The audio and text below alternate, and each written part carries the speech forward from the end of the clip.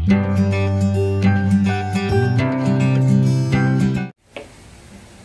Welcome back to my channel. Kung bago ka pa lang dito, huwag mo kalimutan mag-subscribe and then click mo yung notification bell para updated ka sa mga bagong videos ko. Panoorin mo pa din yung iba kong mga unboxing.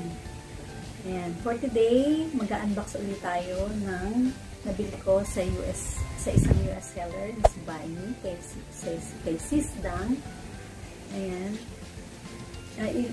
Ililink ko sa taas yung pag-open ko ng isang malaking balikbayan box ng mga in-order ko sa kanya. Tapos marami rin akong ibang unboxing. Kita nyo sa playlist ko. Okay, for today, ang i-unbox natin ngayon ay ang Tramontina 18 stainless steel na may cover, mixing bowl set.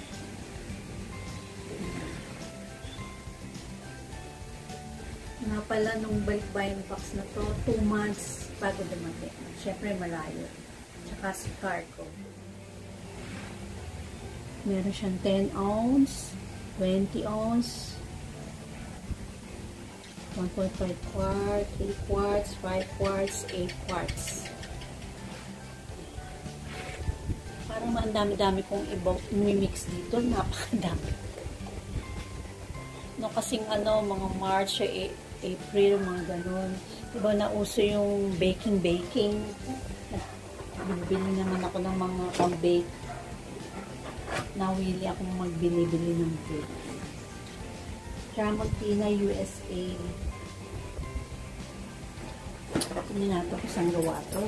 Siyempre, made in China. Pero galing siyempre sa US. Ito naman lahat ginagawa halos ang products eh.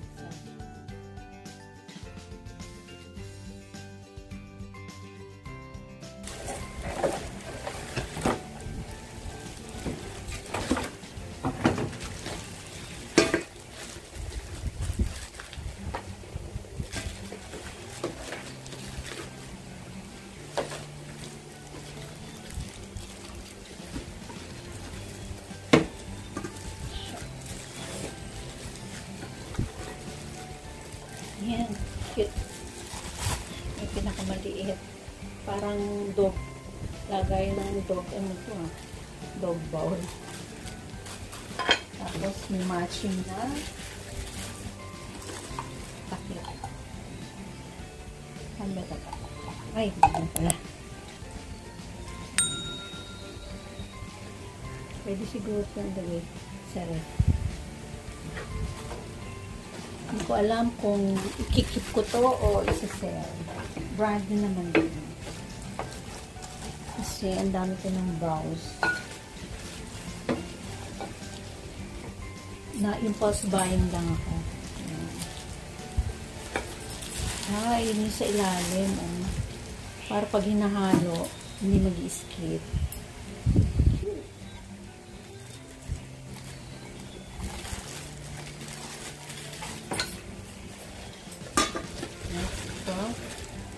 Basta papalaki lang naman ang size.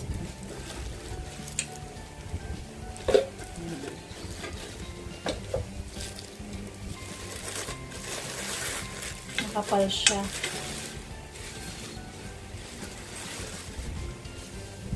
Ayan o, nakasulat na Tramontina. Rubber. Para hindi mag-i-skid.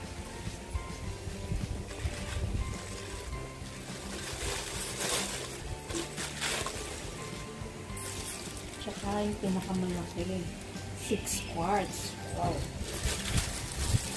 Ang dami na mamimix to. Pag nagbe-bake ba no?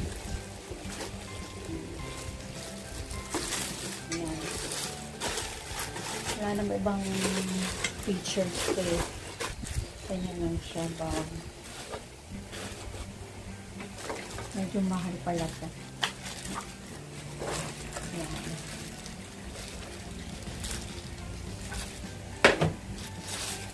Wala naman mga cracks.